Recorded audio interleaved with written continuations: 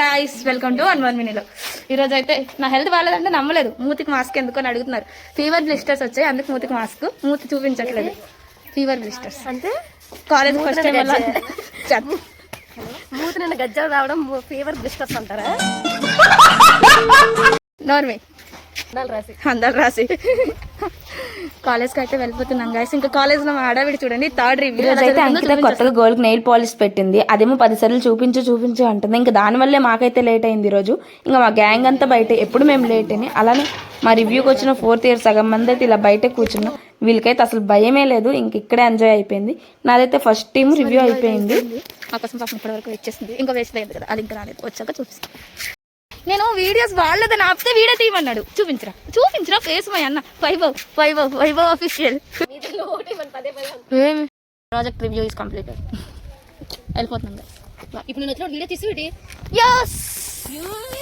Going now bye.